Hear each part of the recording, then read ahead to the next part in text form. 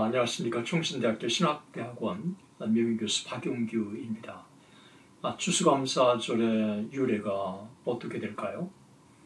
아마도 많은 분들이 추수감사절의 유래에 대해서 한 번쯤은 들어보셨을 거라고 생각합니다. 저는 이 시간 추수감사주의를 앞두고 추수감사주의를 준비하는 목회자들이나 그리고 추수감사절의 유래에 대해서 정례하기를 이해하기를 원하는 평신도 모두를 위해서 간단하게 추수감사절의 유래를 역사적으로 살펴보도록 하겠습니다.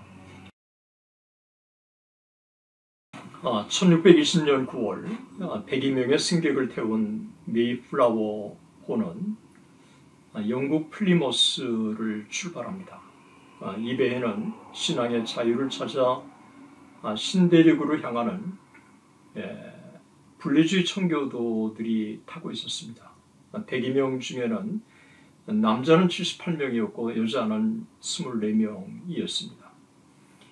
이들이 탄 메이플라워는 66일의 위험한 항해, 힘든 대서양 횡단 항해를 끝내고 목적지인 허드슨강 하구 케이프 코드 끝에 닷을 내렸습니다. 한 달 후 메이플라워호는 매사추세츠만을 건너 플리모스의 청교도 마을을 건설하는 작업을 시작합니다.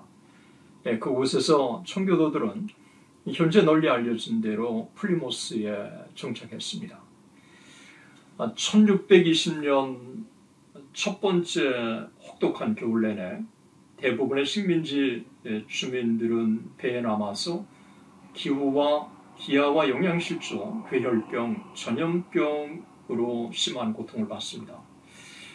메이플라워의 원래 승객과 승무원 중에 56명만이 뉴잉글랜드에서 첫 봄을 맞이합니다.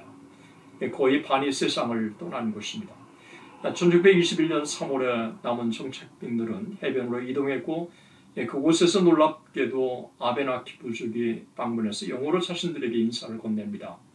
며칠 후에 그는 한 명의 원주민과 함께 다시 돌아옵니다. 그 원주민은 영국 선장에게 납치되어서 노예로 팔려갔다가 런던으로 탈출한 후에 다시 돌아온 포텍셋 부족의 스ኳ토라는 아메리카 원주민이었습니다. 스ኳ토는 영양실조와 질병으로 약해진 청교도들에게 옥수수 재배법, 단풍나무 수액 추출법, 강에서 물고기 잡는 법, 독이 있는 식물들을 피하는 법을 가르칩니다. 그런 또한 정착민들이 현지 부족인 완파누아 그쪽과 동맹을 맺도록 도와줍니다. 이 동맹은 50년 이상 지속되어서 정착민들이 신대륙에 정착하는 데 큰 원동력이 되었습니다. 이것은 유럽 식민지 개척자들과 아메리카 원주민 간의 유일한 화합으로 역사에 남아 있습니다. 그런데 첫 번째 추수감사절은 언제 지켜졌을까요? 원주민들의 도움으로 1621년 11월 청교도들은 첫 옥수수 수확을 성공적으로 거둘 수 있었습니다. 당시 살아남은 53명은 정착민 대표 윌리엄 브래드포드 주지사와 함께 축하잔치를 열고 완파그너 주장 미사소이스를 비롯한 식민지 아메리카 원주민들을 90명을 초대합니다. 1621년 추수감사절 기원과 관련해서 오직 2개의 원자료가 미국에 남아 있습니다. 하나는 브래드포드의 플리머스 농장이고 또 하나는 에드워즈 윈슬로의 일지입니다. 에드워드 윈슬로의 일지는 정확하게 뉴 잉글랜드 플리머스에 정착한 영국 농장의 시작과 진행에 관한 관계 또는 일지라고 하는 제목이고 1620년 11월부터 1621년 11월 사이에 작성되었고 메이플라워 청교도들이 프로빈스타운 항구에 케이프 코드에 상륙한 후에 플리모스 식민지를 탐험하고 정착하기까지 일어난 일들을 자세히 설명합니다. 1621년 11월 첫 추수감사절에 참석한 사람들은 53명이었습니다. 4명의 결혼한 여인들입니다. 엘리너 빌링턴, 메리 브레스터, 엘리바베스 홉킨스, 수잔 화이트 윈슬로, 이렇게 4명은 결혼한 여인이었습니다. 그리고 5명의 어느 정도 성장한 소녀들입니다. 14살의 메리 칠턴, 13살 혹은 14살의 콘스탄틴 홉킨스, 19살의 프리스길라 멀린스, 14살 혹은 15살의 엘리자베스 틸리, 그리고 도로시, 카보의 이름이 알려지지 않는 19살의 여종, 이렇게 5명의 어느 정도 성장한 소녀들이었습니다. 9명의 어느 정도 성장한 소년들이었습니다. 프란시스와 존 빌링턴, 존 쿡, 존 크랙스톤, 세미얼 풀러, 길리스 홉킨스, 윌리엄 라담, 조셉 라저스, 헨리 삼슨입니다. 14명의 어린이들입니다. 바돌로메, 메리와 리멤버 엘러턴, 로브와 레슬링 브레슬링, 휴밀리티 쿠퍼, 세미얼 이튼, 다마리스 오시누스 홉킨스, 디자이너 민터, 리차드 모어, 리솔브드, 그리고 페러그린 화이트, 그리고 22명의 성인 남자들입니다.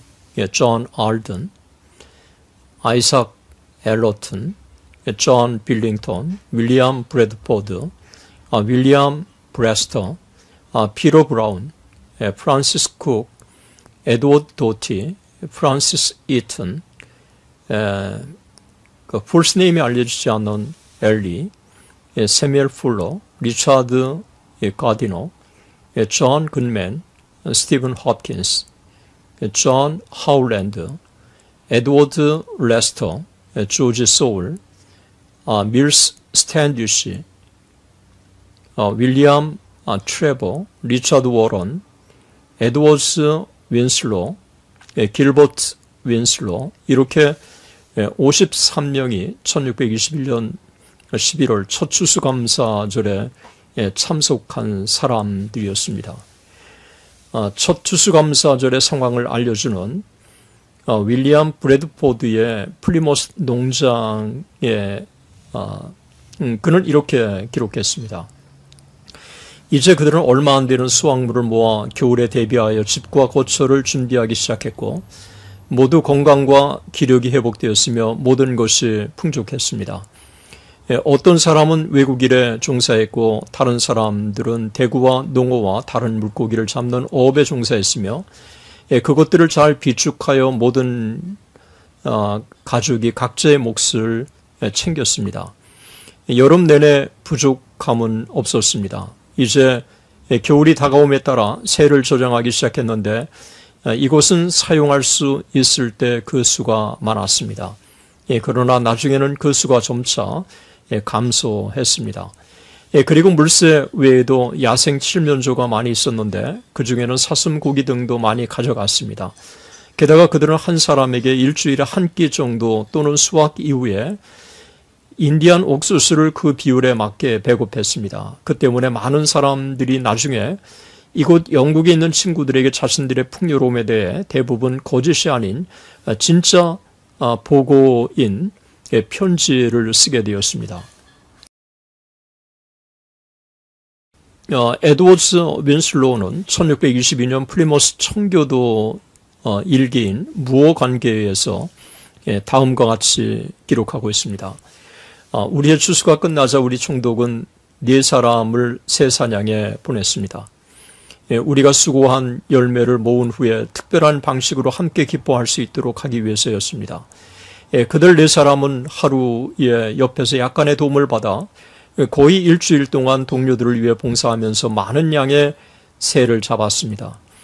그때 우리는 다른 오락 중의 무기를 사용했는데 많은 인디언들이 우리 가운데 왔고 그들 중에는 그들의 가장 위대한 왕 마사소이트와 약 90명의 남자가 함께 왔습니다.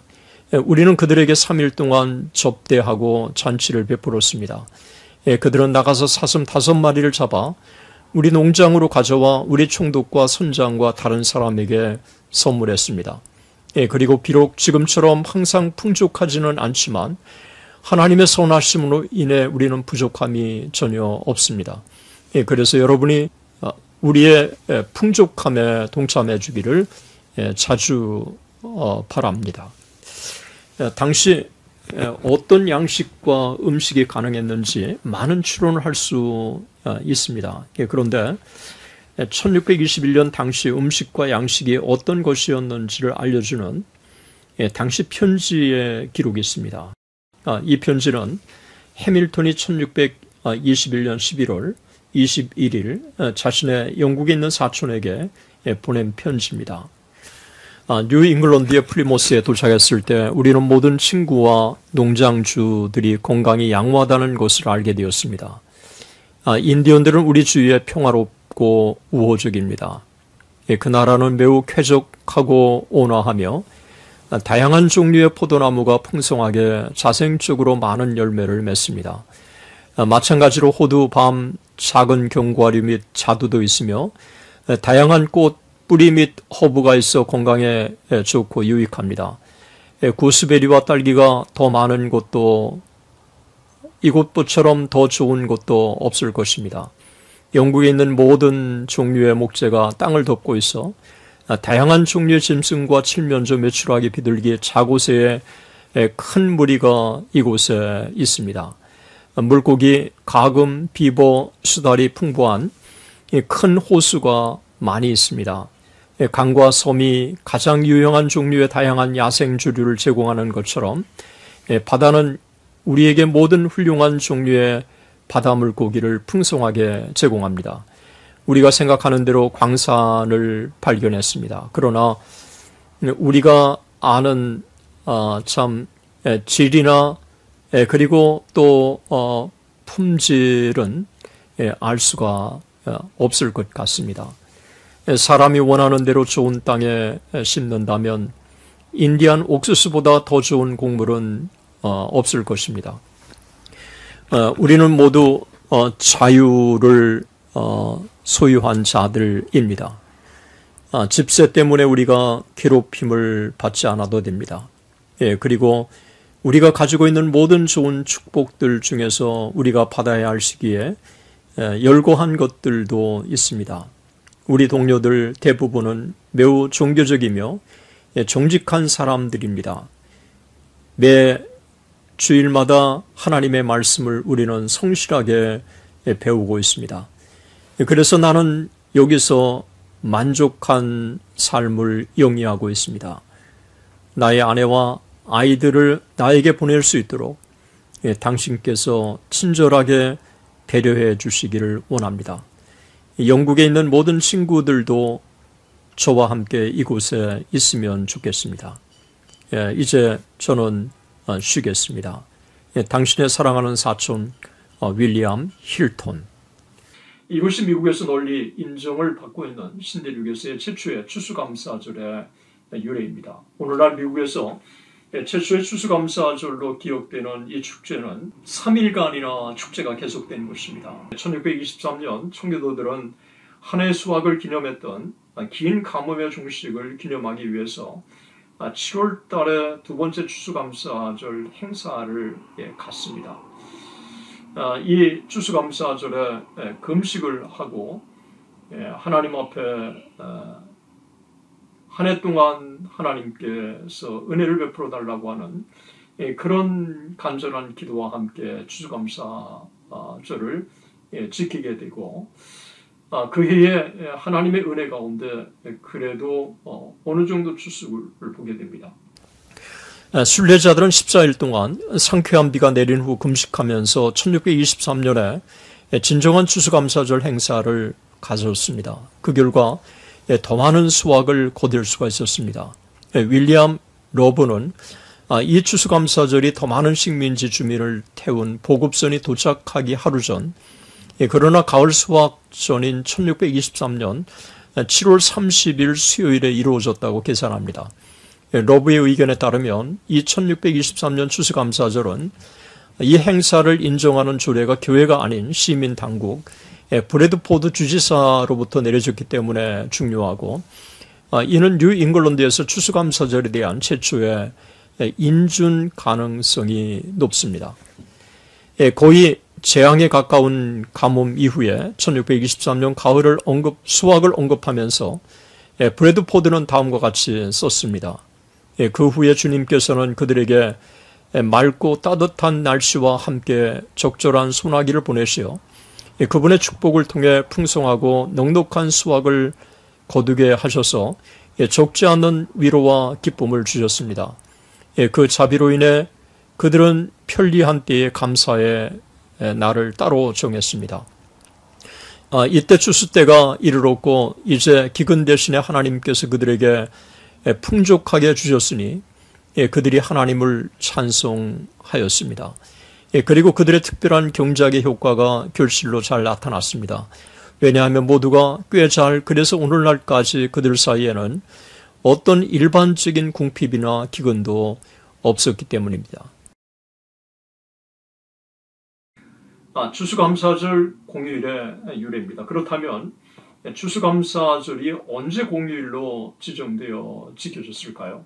1789년 그러다가 조지 워싱턴이 중앙 정부의 처음으로 추수감사절 선언문을 발표해서 독립전쟁의 아름다운 종결, 또 헌법의 성공적인 비준, 이런 것에 대해서 감사를 선언하는 것을 발표합니다. 그리고 그 후임자인 존 애덤스와 제임스 메디슨도 대통령 재임 기간에 감사절을 지정합니다. 1817년 뉴욕주는 미국에서 최초로 감사절을 공휴일로 지정을 합니다. 그러나 주마다 추수감사절이 지키는 날짜가 달랐고 통일이 되지 않았습니다. 그러다가 1827년에 저명한 잡지 편집자이자 다작가인 사라 조세파 헤일이 어린 양을 낳은 마리아의 저자이죠. 추수감사절을 공휴일로 지정하기 위해서 캠페인을 시작합니다. 그녀는 36년 동안이나 수많은 사설을 발표하고 주지사, 상원의원, 대통령, 기타 정치인들에게 수많은 편지를 보내서 추수감사절의 어머니라고 하는 별명을 받습니다. 추수감사절은 신대륙에서 독립 이후에 미국 안에 점차 널리 지켜지기 시작합니다. 그러다가 정확하게 추수감사 날짜가 통일되어 있지 않았다가 에브라함 링컨이 1863년 에브라함 링컨 대통령은 미국 국민들에게 우리 국가의 완악함과 불순종에 대해 겸허하게 참여하고 우리의 민족적 상처와 불순종에 대해서 겸손하게 참여하고 민족의 상처를 치유하기 위해 하나님의 손길을 간절히 간구하자고 요청하면서 하늘에 계신 자비로우신 아버지께 드리는 감사와 찬미의 국가의 날을 선포했습니다. 아브라함 링컨은 추수감사절을 11월 마지막 목요일에 선포했습니다. 1870년 6월 28일 율리시스 그랜트 대통령은 추수감사절을 워싱턴 DC에서 매년 지정된 연방 공휴일로 지정하는 공휴일법에 서명을 했습니다. 1885년 1월 6일 미국 의회는 미국 전역의 모든 연방 근로자들을 위해 추수감사절과 기타 연방 공휴일을 유급 공휴일로 지정했습니다. 1939년 루즈벨트 대통령이 대공황 기간에 소매를 촉진시키기 위해서 공휴일을 일주일 앞당겨서 추수감사절을 지킵니다. 그런데 전통적으로 추수감사절이 11월 넷째 주 목요일날 지켜지는 것에 익숙한 대다수의 국민들이 그날을 문제 제기를 하게 되고 또 비판을 일게 되자 루즈벨트 대통령이 1941년에 마지못해서 추수감사절을 11월 넷째 주 목요일로 지정하는 법안에 공식적으로 서명하게 됩니다. 그 이후 11월 넷째 주에 지켜지는 것을 분물로 지금까지 지켜오고 있습니다. 많은 미국 가정에서 추수감사절은 본래의 종교적인 의미는 많이 사라지고 대신 가족과 친구들과 함께 풍성한 식사를 요리하고 나누는데 그리고 이웃과 나누는데 초점을 두고 있습니다. 추수감사절에 대명사가 된 이 칠면조는 1621년 청교도들이 첫 번째 축제를 했을 때는 제공되지 않았을 가능성이 높다고 보고 있습니다. 그러다가 미국 칠면조 연맹에 따르면 오늘날 미국인들의 85%가 추수감사절에 칠면조 요리를 먹고 있습니다. 다른 전통 음식으로는 으깬감자, 크랜베리 소스, 호박 파이 등 이런 음식들이 추수감사절에 지켜지고 있는 것입니다. 해마다 이 칠면조에 10억 달러의 돈을 미국인들이 추수감사절에 지불한다고 그렇게 알려지고 있습니다. 일부 학자들은 플리모스에서 축제가 실제로 미국 최초의 추수감사절의 유래가 맞는지에 대해서 또 의문도 제기하기도 합니다. 일부 역사 학자들은 논쟁의 핵심은 추수감사절의 일반적인 기원이 1621년 추수감사 청교도들의 추수감사보다는 더 앞섰다고 그렇게 보기도 합니다. 예를 들면 1565년에 스페인 탐험가 페트로 메넨데스 데 아빌레는 플로리다 주의 세인트 어거스틴에서 미사를 드린 후에 현지 티무쿠아 부족을 저녁 식사에 초대해서 승무원들의 무사 도착에 감사하는 행사를 가졌다고 그렇게 알려지고 있습니다. 그리고 1619년에 12월 4일 날 38명의 영국인 정착민들이 버지니아 제임스 강유역의 버클리 헌드레드에 도착했을 때 그들은 이날을 전능하신 하나님께 감사하는 날로 지정하는 선언문을 낭독하기도 한 것도 알려지고 있습니다. 일부 추수감사절의 비판자들은 전통적인 추수감사절의 유래가 청교도 순례자들과 완파노그족 사이의 관계를 너무 아름답게 미화시켜서 실제로 미국에 정착한 식민지인들과 그리고 수만 명의 인디언들의 목숨을 앗아간 아메리칸 원주민들과 그리고 유럽의 식민지인들 사이에 피비린내 나는 갈등과 전쟁과 그리고 대량 학살에 대해서 오히려 오늘날 추수감사절을 추수와 그 풍요로움을 기념하는 연례 행사로 문화와 대륙, 수천년을 아우르는 다양한 나라, 다양한 민족, 다양한 종교인들의 축제로 그 기원과 해석의 의미를 확대하려는 경향이 강한 것입니다.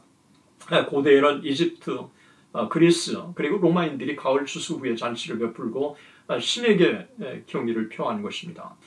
그러나 추수감사절은 다음 세 가지 면에서 기독교 추수감사는 매우 중요하고 또 의미가 있다고 생각합니다. 그러니까 첫 번째, 1621년에 분리주의 청교도들이 플리모스에 도착해서 항해 도중에 거의 반이 죽고 53명이 살아남아서 힘든 상황에서 인디언들의 도움을 받으면서 옥수수 재배를 하게 되고 살아남은 이들이 하나님께 감사의 축제를 했다고 하는 점에서 추수감사절은 신대륙에 정착한 청교도들에 의해서 널리 지켜온 기독교 절기라고 하는 것입니다. 하나님께 드려진 것이라고 하는 것입니다. 둘째는 추수감사절이 늘 먹고 즐기는 축제만이 아니었다고 하는 것입니다. 힘들 때는 청교도들이 금식하며 하나님께 기도하면서 섭리 가운데 은혜를 베풀어 달라고 기도하고 그 위기 가운데 하나님과의 관계 속에서 자신들의 삶을 영위해 가려고 끊임없이 추구하는 이와 같은 노력들이 추수감사절에 담겨 있다고 하는 것입니다. 우리는 추수감사절에 대해서 그런 면에서 우리는 먹고 즐기는 것이 아닌 고난 가운데서도 함께 하시는 그 하나님을 찬양하는 이와 같은 추수감사절이 돼야 한다고 하는 것이 추수감사절의 유래에 담겨진 아주 중요한 의미라고 하는 것을 우리는 기억해야 합니다. 세 번째로 추수감사절은 날짜가 중요한 게 아니라 이 감사절 자체가 하나님께 드려지는 게 중요하다고 하는 것입니다. 같은 유럽인들이 정착한 것이지만 미국과 캐나다는 이 추수감사절이 다릅니다. 미국에는 11월 넷째 주 목요일로 공휴일을 지정해서 성대하게 지켜져 오고 있습니다. 그렇지만 캐나다는 10월 둘째 주 월요일에 추수감사절을 지키고 있습니다. 캐나다에서는 1578년에 처음 행사가 추수감사절 행사가 시작되었고, 그러다가 공식적으로 추수감사절이 캐나다에서 정착된 것은 1879년 11월 6일이었습니다. 캐나다 의회가 그러다가 1957년 1월 31일에 10월 둘째 주 월요일을 공식적인 추수감사절로 지키기로 하고 법정인 공휴일로 지정해서 지금까지 캐나다에서 지켜오고 있습니다. 한국의 경우에는 조선 예수교 장로의 공예로 동로회록 총회록을 참고해서 추적해 볼 때 추수감사절은 한국에서는 복음이 전파되고 약 20년이 지난 1904년에 처음 제안이 된 것입니다. 1904년 제4회 조선 야수교 장로회 공회에서 처음으로 소래교회 장로였던 서경주가 제안을 해서 11월 10일 지키기로 결정합니다. 10년 동안 이날을 지켜오다가 1914년에 다시 11월 셋째 주일이 지나고 수요일 날로 추수감사절을 지키기로 그렇게 결정했습니다.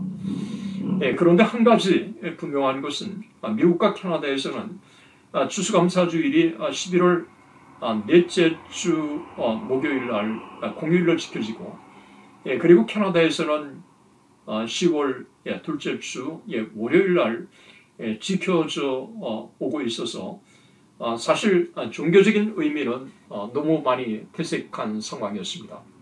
한국은 기독교 국가가 아니기 때문에 추수감사절이 공휴일로 지정되지는 않았습니다. 대신 교파를 초월해서 한국교회 전체가 1월 셋째 주를 추수감사주일로 성대하게 지키고 있고, 아마도 한국교회에서는 1년 중에 가장 아름다운 그리고 가장 성대한 기독교 절기가 아닐까 그렇게 생각합니다. 그래서 추수감사절에 하나님께 감사하고 1년 동안 베풀어 주신 영적으로 또 물질적으로 주신 이 축복에 대해서 하나님께 감사하고, 그 하나님의 주신 은혜를 하나님께 감사할 뿐만 아니라 또 교우들과 또 이웃들과 함께 나누는 아름다운 신앙의 전통으로 자리를 찾고 있습니다.